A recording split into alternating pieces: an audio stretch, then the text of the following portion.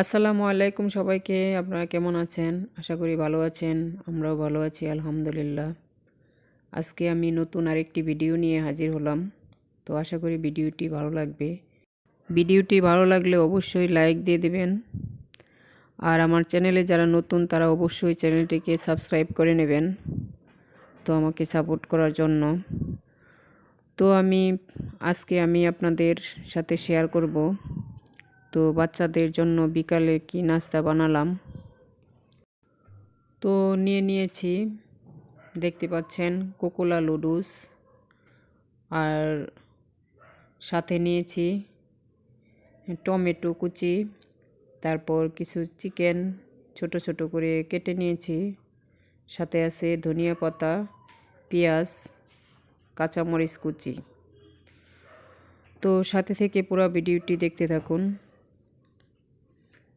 তো এবার চলে যাচ্ছি রান্নার কাজে। তো দেখতে পাচ্ছেন আমি চুলায় পানি গরম দিয়েছি, তো পানিটা ফুটে উঠেছে। এখন আমি দিয়ে দিচ্ছি লুডুসগুলো। তো লুডুসটা ভালোভাবে আমি সিদ্ধ করে নেব। তো ভিডিওটা স্কিপ না করে পুরো ভিডিওটি দেখতে থাকুন। তো একটু নেড়ে চেড়ে দিচ্ছি। তো আমার লুডুস সিদ্ধ হয়ে গেছে, আমি তুলে নিয়েছি। তো ওই কড়াইতে আমি আবার কিছু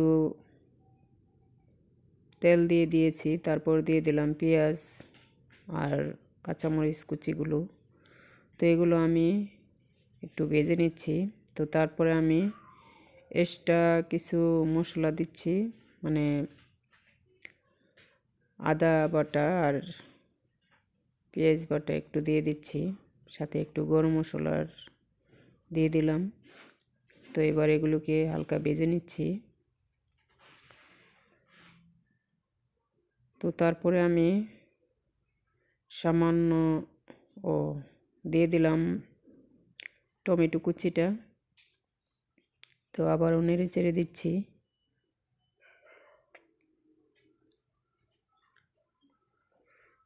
তো টমেটো কুচিটা নরম হয়ে গেছে, এবার আমি চিকেনগুলো দিয়ে দিলাম।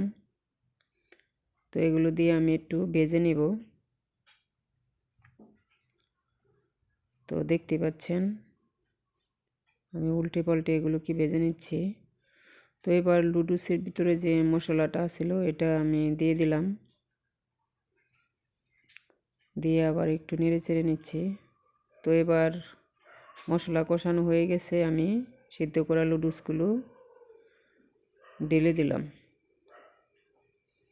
তো এবার উল্টে পাল্টে নেড়ে দিচ্ছি। তো সাথে একটু সয়া সস অ্যাড করলাম। তো আর দিয়ে দিলাম ধনিয়া পাতা কুচি। তো আমার লুডুস রেডি। তো এবার আমি দুইটা প্লেটে বেড়ে নিয়েছি, দেখতেই পাচ্ছেন কীরকম কালার হয়েছে।